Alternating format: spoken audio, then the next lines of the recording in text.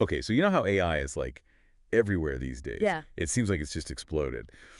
But like, think back to, late 2022 when ChatGPT first kind of hit the scene. Right. It really felt like this futuristic tech that we always heard about suddenly became accessible. Yeah, it was like a big moment. Yeah, and not just accessible to like tech geniuses and researchers, but to anyone, to you. Absolutely. And it wasn't just like a fad or a trend. Right. McKinsey did some research. It was just this year, 2024, that shows businesses are really starting to use AI more and more. A lot more. And they're seeing actual value from it. It's not just hype anymore. Yeah, it's not just like a cool tech demo. It's like actually making a difference to the bottom line. It's becoming integral to how businesses operate. Which is exactly what we're going to dive into today. Yeah. This whole, like, how are businesses actually using AI to change things up and actually make money, which, as a consumer, that ultimately affects you too. So, our deep dive today is based on Matti Eikalainen's master's thesis. He finished it last year, 2024. It's called Creating Business Value with Artificial Intelligence. Catchy title. Yeah, totally. It's right to the point. So, we see this as kind of your cheat sheet for understanding how companies are really using AI in the real world, whether you're, a tech wizard yourself or just someone who's curious about AI. We want to bring you the key takeaways and those like aha moments without all jargon. Yeah, no one wants to be bogged down in the technicalities. Exactly. And we're going to follow kind of the structure of Matti's thesis. Okay. So first up, we'll look at why studying this whole AI and business thing is so crucial right now. Yeah, why now? Why now? Exactly. That question. Then we'll touch on how he approached the whole research thing. And after that, we'll get to the really juicy stuff. Yeah. What he found about what helps companies adopt AI, what gets in the way, the different ways they're using it, and the impact it's all having. Sounds like a plan. So first things first, let's talk about why this topic is so important right now. We hear about AI everywhere we turn, but like, what's the real urgency for businesses? Why should you even care? Well, Matti draws on some pretty compelling sources to highlight the key reasons for this. First off, like Berg, Raj, and Siemens said back in 2023, the past decade has seen mind-blowingly fast development in AI. Like, it's been crazy. It's not like it's a new thing, but the pace has just gone nuts. Exactly. And this kind of momentum has fundamentally changed what's possible for businesses. And naturally, that's going to impact you, the consumer, too. Totally. And it's not just about, cool technology that might not seem relevant to your everyday life. Like, Johnson and his colleagues wrote a paper in 2022 pointing out the potential for some really tangible benefits. We're talking cost savings, bigger revenues for companies, even happier customers. Who doesn't want that? I mean, seriously, I'm a customer. I want all those things. And McKinsey, in their 2024 research, they really underline this moment as pivotal. Like, this is it. This is the year. This is the year organizations are really ramping up their AI use across the board and actually starting to see those benefits we were talking about. They're particularly focused on generative AI. Ah, yes, generative AI, the new kid on the block. Yeah. And their research found that a whopping 65% of companies they surveyed are regularly using generative AI. That's double the number from just the year before. Wow, double. That's a huge jump. Yeah, it really highlights the massive shift that's happening. But is everyone seeing those benefits equally? I mean, it's not all sunshine and rainbows, is it? Well, that's where a report from Boston Consulting Group, also from 2024, provides a bit more nuance. Okay. While a big chunk of business leaders, like 71%, plan to increase their tech investments, and over half, 54% to be exact, expect to see cost savings from AI, almost two-thirds of them, 66%, think it's going to take at least 2 years to actually see the results they're hoping for. So lots of hope and investment, but maybe not instant gratification for the businesses or for you as the consumer. And Accenture also has some interesting data from 2024. They found that mentions of AI in earnings calls have gone up 6-fold since ChatGPT launched. Yeah, that's not surprising. I mean, it's clear that AI is on the minds of business leaders and investors too, which ultimately influences the direction of development, what you actually see as a consumer. Absolutely. It's a hot topic. But Davenport and Dean, they had a piece come out in 2024 that offers a bit of a reality check.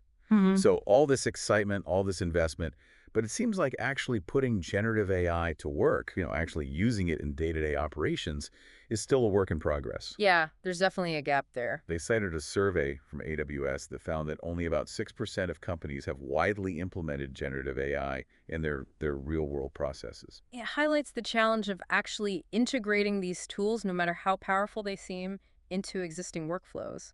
It's about making them work with the human side of things, too. Right, it's not just plug and play. And that's going to affect how quickly you see these technologies showing up in the products and services you use. And Huang and Rust, back in 2021, they made a point that I think is super important for you to know.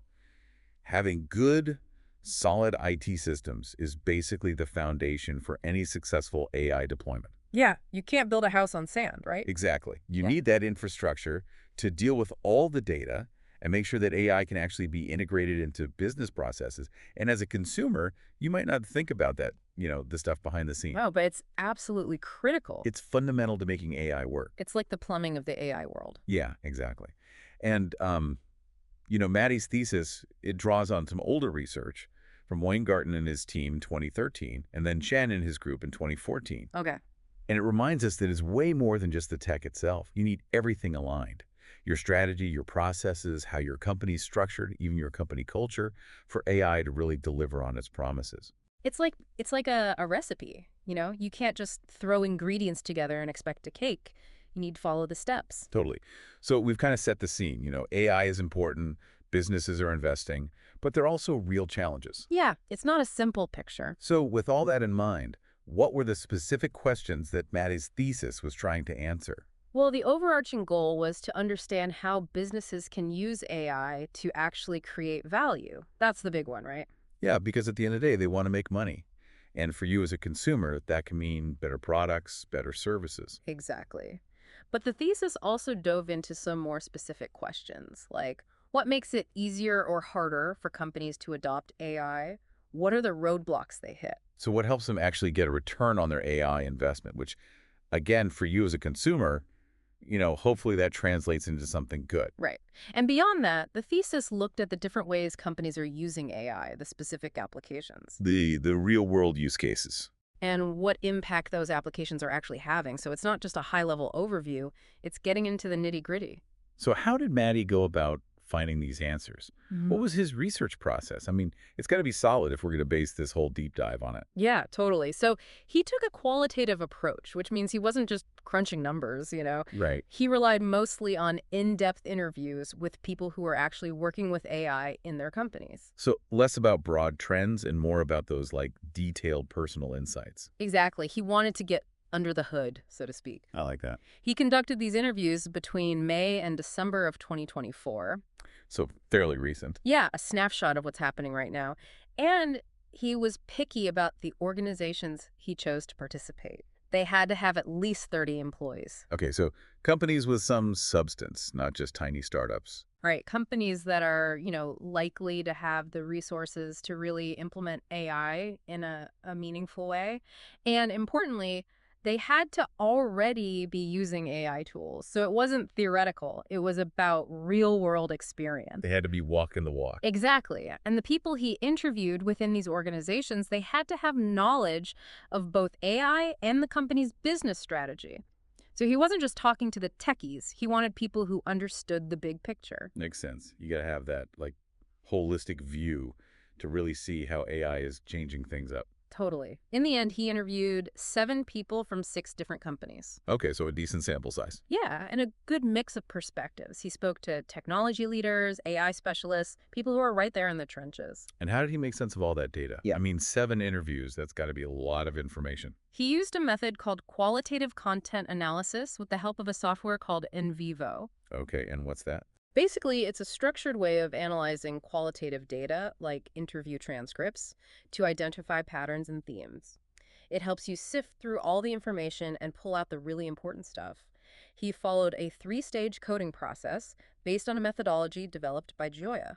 So not just reading through and picking out what sounds interesting, but a more rigorous approach. Exactly, much more systematic. So let's get to the good stuff. What were the main things Maddie found were either helping or hindering companies in their use of AI? Well, his findings on enablers and barriers were grouped using the TOE framework. That stands for technology, organization, and environment. It's a helpful way of understanding the different factors that come into play. Okay, so let's break it down. Starting with T for technology. Yeah. What were the tech-related factors that were either boosting or blocking AI adoption? Surprisingly, there weren't that many purely technological barriers that came up in the interviews. Really? Yeah. On the plus side, the availability of structured data and public data was seen as a big advantage, especially for companies working in marketing. So basically, if you have your data organized and readily available, you're in a better position to use AI. Exactly. And companies that had dedicated data platforms for storing and using data, that also helped. Okay, so good data management is key. What about the downsides? What were the tech-related things that were holding companies back? The main ones were a lack of data in the right format and not having enough data to really make the most of machine learning. So it's not just about having data, it's about having the right kind of data and enough of it. Exactly. And this is interesting. Some interviewees said they felt their internal AI solutions weren't as good as some of the publicly available tools like ChatGPT. One person even called Microsoft Copilot a disappointment in some ways. So they're almost being spoiled by the readily available AI. Kinda, yeah. It's like they're seeing what's possible with these more general AI tools and then feeling like their in-house solutions are falling short. That's fascinating. Now, it's worth noting that apart from AI consulting firms, most companies felt that their current tech setup was good enough for what they were doing with generative AI. Of course, the consultants are going to say you need more. Yeah, they have a vested interest. But they also stressed the importance of having a strong technological foundation, which is something that you as a consumer might not see directly, but it's important for the long-term success of AI in businesses. Okay, so that's the tech side of things. What about the O organization? What were the internal factors that were either making it easier or harder for companies to adopt AI? This is where the most significant enablers and barriers came up, particularly around the idea of organizational readiness. Okay, tell me more about that. Well, every single person Maddie interviewed said that having the right people was crucial, like having dedicated AI teams or individuals with real AI expertise. People who actually know what they're doing. Yeah, you need those people who can really understand and implement AI. Financial investment was also important, having the budget to buy AI tools and licenses.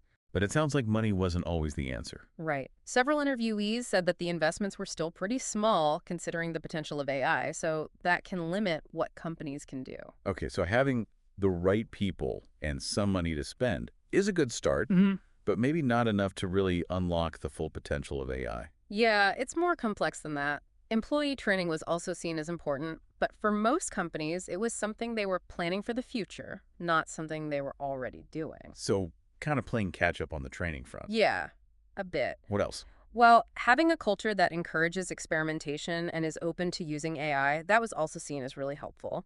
And having people who can work across different departments to help get AI adopted. Like AI champions who can break down silos. Exactly. And strong leadership support, where the leaders actually see AI as part of the future of the company, that was really crucial for some. So it's not just about bottom-up enthusiasm. You need buy-in from the top. Excellent. What about the barriers on the organizational side? What were the things that were getting in the way? Well, one thing that came up was that often AI skills were concentrated in just a few individuals. Okay, so you have your AI gurus, but then everyone else is kind of left behind.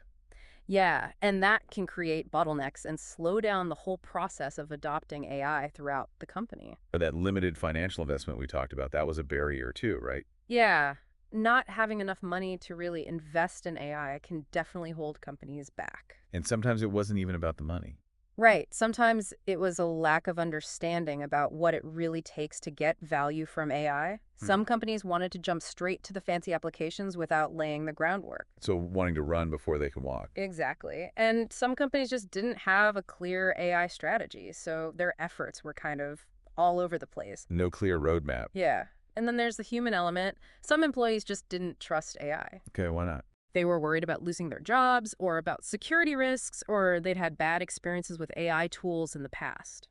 So the fear factor and the skepticism. Yeah, and that kind of internal resistance can really slow things down. Okay, so we've got the tech side, we've got the internal stuff. Now, what about the E, the environment? What were the external factors that were affecting AI adoption? Regulation was a big one, especially around data privacy. I can see why that would be a concern. Yeah, almost everyone Maddie talked to brought it up. And it makes sense, with regulations like GDPR in Europe, companies have to be really careful about how they collect and use data. And that directly affects you as a consumer, right? Absolutely. It shapes how companies can use AI, what they can and can't do with your data. Public data was seen as less of a problem because, well, it's public. And having good data governance practices in place, that was seen as really important for supporting AI adoption. So basically, having your data house in order is good for AI, but it's also just good business practice in general. Wow. Totally. And this is interesting. 5 of the people Maddie interviewed said that customers are starting to expect companies to use AI. Really? So it's almost like an unspoken expectation. Yeah, like they're not necessarily demanding it, but they're assuming that companies are using AI to improve their products and Well, services. that's going to shape what companies do in the future. For sure. What about competition? Was that a big factor pushing companies to adopt AI? You'd think it would be, right? Yeah, like everyone's trying to get that AI edge. But actually, it wasn't mentioned that much. Only one person who worked in digital marketing specifically brought it up. Huh. So it seems like companies are more focused on their own internal goals and dealing with regulations than on what their competitors are doing. Yeah, at least at this stage. Okay, so we've talked about what helps and hinders AI adoption. Now let's talk about how companies are actually using AI to create value. What did Maddie find there? He identified 3 main categories: automation, augmentation, and this really interesting one, AI-powered products and services. AI-powered products and services. I like the sound of that. Yeah, it's pretty cool. And it's something that actually emerged from the research itself. It wasn't part of the initial plan, so it's a real insight into how AI is evolving. So it's not just about making things more efficient behind the scenes. It's actually changing what companies offer to customers. Exactly. Okay, so let's dive into each of these categories, starting with automation. What kind of things are companies automating with AI? Well, they're using it for all sorts of routine tasks like, data entry and stuff like that. The boring stuff. Yeah, exactly. And they're using it to improve customer service. One really interesting example was Klarna. The payment company. Yeah. They now use a chatbot to handle 2/3 of their customer inquiries. Wow, 2/3. That's a lot. And it's led to faster resolution times, but Hmm. also, unfortunately, to employee layoff. Yeah, that's the double-edged sword of automation. It can make things more efficient, but it can also mean job losses. Yeah. And companies are also using AI to streamline internal workflows, speed up content creation, and even help with coding. There was this one example of a marketing team that used AI to write JavaScript for Google Ad scripts, and these guys didn't even know how to code. Really? That's amazing. Yeah, it's pretty mind-blowing. And it can make a big difference to how effective their marketing is, which ultimately affects you as the consumer. Absolutely. And then there's the whole emergence of AI agents. These are like autonomous systems that can do pretty complex tasks on their own. So we're talking about like AI that can make decisions and take actions without human intervention. Yeah, that's the idea. Okay, that's kind of scary and exciting at the same time. Yeah, definitely a bit of both. Okay, so that's automation. What about augmentation? How's AI being used to support and enhance human capabilities? So this is about AI acting as a colleague, not replacing humans, but helping them do their jobs better. I like that. Companies are using AI for things like data visualization, which can help people make sense of complex data. And make better decisions, hopefully. Exactly. And they're using it for documentation, forecasting, brainstorming, information retrieval, even speeding up evaluation processes. So basically making people more productive and efficient. Yeah, and it can also help people learn new skills or improve their existing skills. It's like having an AI assistant by your side. And it could potentially help address the skills shortage that a lot of companies are facing. So everyone wins. Potentially, yeah. Okay, now tell me about this AI-powered products and services category. This is the one that really caught my attention. So this is where companies are actually incorporating AI directly into the things they offer to customers. So AI becomes part of the product or service itself. Exactly. And what are some examples of that? Well, the companies Maddie interviewed didn't give specific examples of their own products, Okay. but he did mention AI being used in digital marketing services to better understand customers. So, that could lead to more personalized ads and recommendations that you see online. Ah, so that's how they're getting me. Maybe, yeah. And he talked about AI being used to generate content, like news articles and social media posts. So the content you consume online, some of it might already be written by AI. Wow. And then there's the idea of adding AI features to existing products. Right, like think of Zalando's virtual fashion assistant, Yeah. or how Microsoft has integrated AI into Bing. Okay, so AI that helps you find clothes or search the web. Exactly. And this category, I think, is really exciting because it represents a huge opportunity for companies to create totally new value for customers and even disrupt entire industries. Yeah, I could see that. It's like AI is becoming the differentiator, the thing that sets companies apart. Exactly. Okay, so we've seen how companies are using AI, but what about the actual impact it's having? Are they seeing results? Well, to understand the impact, Maddie used a framework developed by Enholm and his colleagues back in 2022. Okay. It differentiates between first-order impacts, which are like at the process level, and second-order impacts, which are more at the organizational level. So like zooming in and zooming out. Exactly. Okay, let's start by zooming in. What are the first order impacts of using AI? The main one is process efficiency. So things like cost savings and time savings, Which ultimately could mean lower prices for you as a consumer, right? potentially. Yeah. Or it could mean that companies have more money to invest in developing new products and services. Right. Maddie found a great example of this. There was this company that used generative AI to update their web pages, and they saved over $100,000 by doing so. Wow, that's a lot of money. Yeah.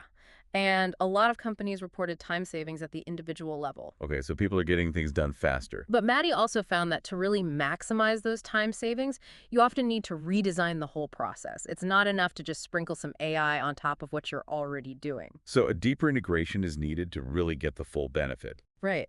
And other first order impacts were things like improved data quality, which can lead to more accurate services, and faster process execution. And companies are also using AI to redesign their processes altogether, like, for example, creating self-service options for customers. Which again can mean a more convenient and efficient experience for you. Exactly. Okay, so now let's zoom out. What are the second order impacts of using AI? So these are the broader effects on the organization. Things like improved operational performance, which means the company is just running more smoothly overall, Okay. and improved economic performance. Most companies saw this as increased profitability, which again could mean lower prices or more investment in new things that benefit you as a consumer. Right. And they also saw the potential for future growth and even business model innovation. So AI is not just about doing the same things better, it's about doing completely new things. Exactly. That's exciting. Yeah. And companies also saw improvements in their market-based performance. Like they were becoming more competitive because they had better products or were able to offer a better customer experience. So AI is helping them stay ahead of the curve. Yeah, and one thing Matta found interesting was that there wasn't much discussion about the impact of AI on sustainable development. So like the environmental and social impact. Yeah, it seems like that's not really a major focus yet for most companies. Okay, so lots of positive impacts, but some areas where there's still room for improvement. Definitely. What about risks? Yeah. I mean, it can't all be positive, right? What were the potential downsides that companies were worried about? The biggest concern was damage to their reputation if their AI systems produced bad results. Yeah, I can see that. Like, if your AI chatbot starts giving out wrong information, that's not going to look good. Exactly. And it could erode customer trust. But in terms of financial risks, most of the impacts they'd seen so far were positive. Okay, so mostly good news on that front. But how are companies actually measuring all of this? I mean, how do they know if their AI investments are actually paying off? Well, that's where things get a bit tricky. How so? It seems like measuring the business value of AI is still a work in progress for a lot of companies. So they know it's working, but they don't necessarily have a way to quantify it. Yeah, that's the situation for many. Okay, so there's definitely room for improvement there. Now, taking a step back, how does Matta's thesis contribute to our overall understanding of AI in business?